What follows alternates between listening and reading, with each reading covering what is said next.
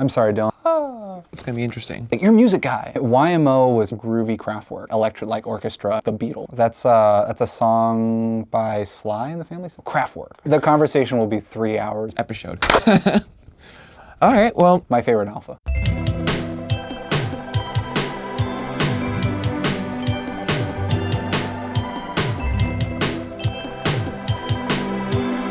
I guess let's kind of get into it. Right, I wrote things to say, but I also wrote them poorly. So welcome to the chat. We have Leon, director and producer based in New York. You might have seen some of his work if you've seen either the Reflections music video or the Two Minuets music video that are both on our channel. And of course, our special guest, Cameron, Hello. AKA Ginger Root. Hello. Woo! Tension 低いね. Tension 低いね. So Do it again. We got Cameron from Ginger Root. Yeah!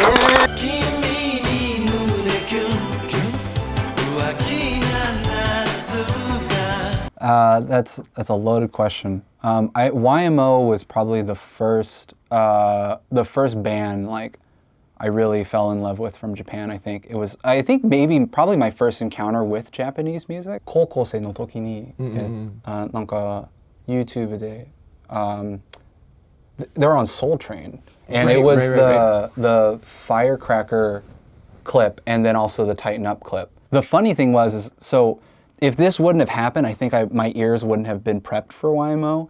But I had a statistics teacher in high school who was one of my favorite teachers. Thanks, Mr. Sock. He was like, "You're a music guy." I'm like, "Yeah." And he was like, "You gotta check out this band called Kraftwerk." I'm like, "Oh, okay."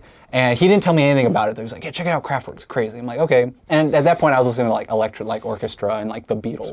Right. Very not that music at all. Right. I looked that up and I was like, "This is crazy sounding." And I was into it and I was like, listening here and there.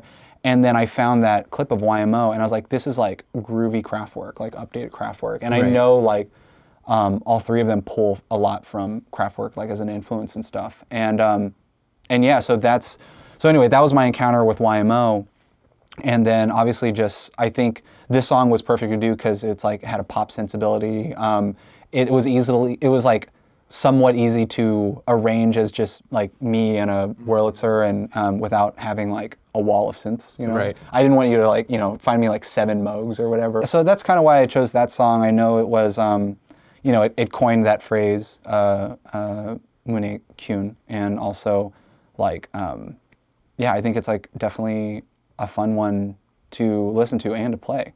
And so I know like picking a YMO song for this like series is probably like picking one of the most obvious choices of the band, but honestly, like I think more people should know about YMO, like even more so. And the thing that I like about YMO so much too is like kind of figuring out how much of an impact they had on the world of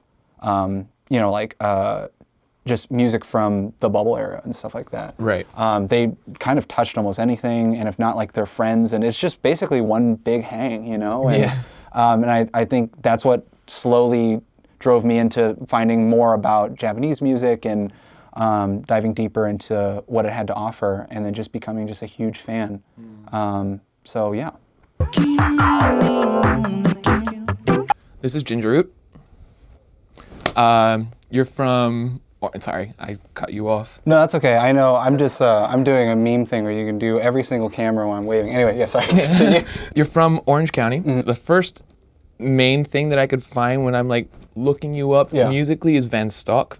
Yeah, Van Stock. Yeah, I think that was like the first like band. And then just like kind of life happened. Right. I started writing songs by myself, and then Ginger Root was the name I decided to go under. I was writing a bunch of songs, and then I needed a name to kind of make the project happen, and that's when I decided to make my first record under that name. We did South by Southwest unofficially, drove 25 hours to Texas straight, no rest, which is the dumbest thing. Matt was really good friends with Dylan, and I kind of knew Dylan from high school and stuff. Right. Invited him to play, and we instantly like gelled really well. So the Mahjong Room record, Ricky, that's kind of what we're all playing with, yes. there you go. The special Japanese edition that Yes, you don't even have I don't yet. have a copy of that. I am still waiting on my copy. It's been 2 years. And can I ask a question? Where did the name Ginger Root come from? I wish it was like a deep meaning story. I was a huge Wolfpack fan at the time, and yes. there's a video of Jack Stratton chanting about ginger root in the middle of a break of a song. I don't know why. I think it was because I was watching it at like 3 or 4 in the morning. I thought it was the funniest thing ever. So when I was about to name the project, which was like a couple days after, that was like the only word I was like implanted in my brain. Ginger root. So I literally like making the Bandcamp page, they're like, what's your account name? What's your band name? And I was like, Ginger Root. And so that's it. We talked about Mahjong Room. Since then, you've released Ricky, you also mentioned, and you've also released, most recently, City Slicker. Yeah. City Slicker, I think it's the first like EP, and I think it's the first project that I wanted to kind of experiment, kind of putting on a character or building a world that wasn't like maybe like truly personal. As for like Ricky, everything was about like childhood and growing up in nostalgia. But I think City Slicker, I wanted to like kind of have fun and make kind of this thing. Yeah, that came out I think like a couple months ago, and yeah, people thought it was cool. So I'm gonna maybe try to pull elements from that and like do that again. You released that on VHS, right? Yeah, so vinyl still is really difficult to manufacture. We're making City Slicker vinyl, but like they just told me it's gonna be pushed to like August or something like that. So we did cassettes, and then I thought it'd be really funny because there's a lot of videos, like music videos and promo videos for the EP, to just like throw it on VHS, because that's like coming from the time that I was trying to like emulate as well. Right. So I found this one like factory in Canada, and they're like, how many do you want to do? And I was like, this amount? And they're like, we have to check if that even exists in the entire world. And I was like, great. The reason why I tried to do music like 110% was I went to film school, and I totally got burnt out, and I found music as an escape, and ended up playing like house shows instead of like studying, basically, and making records and music instead of like going to parties or whatever. And I found that to be really like cathartic in a way. It's like an inner peace. Yeah, yeah. And I thought like, and then after graduating and getting to like the real film world, I was like, I gotta make this music thing happen. I gotta get out of here. But I still hold on to a little bit of filmmaking, obviously doing like the promo videos and the music videos and stuff. Right. So, but yeah, I think that's where kind of the core of Ginger Root comes from, is like it was an escape, and hopefully like people who listen to Ginger Root will also provide some type of escape to somewhere that they may or may not are looking for. We're going on the road with Hippocampus. That's what it was. Right. That's all of April. If you see this video and you want to see Ginger Root, if you're in somewhere that he's going on tour with Hippocampus, check that out. Also, you got a New York date in May? Yeah, we're coming back to New York May. Check the website. I don't remember the date. The link below. Yeah, right. Yeah. Are you hungry? You want some food? You don't want to eat on camera? Not you on want to eat on camera. camera? Donde go Yeah, go. So this is our makeshift, not at all kotatsu. Great. Kotatsu-kaigi, right? Yeah, It's our own little version of the Great. Kotatsukai. Yeah. Do you know the story of the kotatsu-kaigi?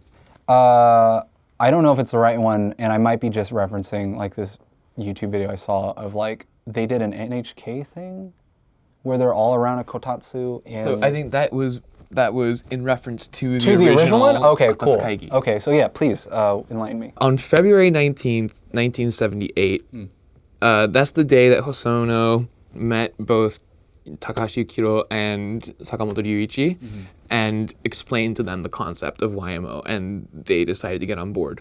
And it happened at Hosono's house at his kotatsu, and they supposedly were drinking tea, had onigiri, and were eating mikan. I see. Yeah. I see. And so that happened after the recording for Femme Fatale. Was it on this? Yeah. So Femme Fatale has both Takahashi and Ryuichi on it. I see. And Hosono had invited them to come record on this album because he was already considering asking them for YMO. I see. So I don't know the timeline, but Thousand Knives came out after this record, right? Thousand Knives should be after this, but before that.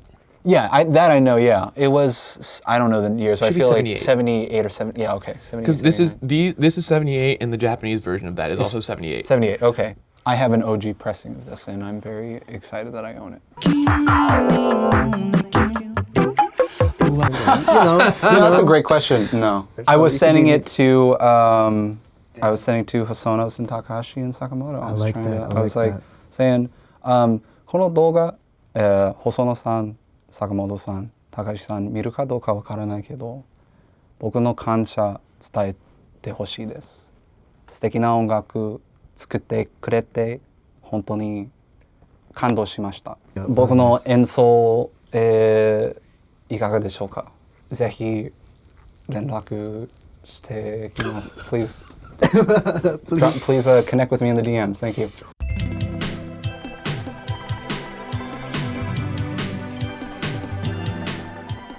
Hi, thanks for watching Gingerroot's chat for My Favorite Alpha.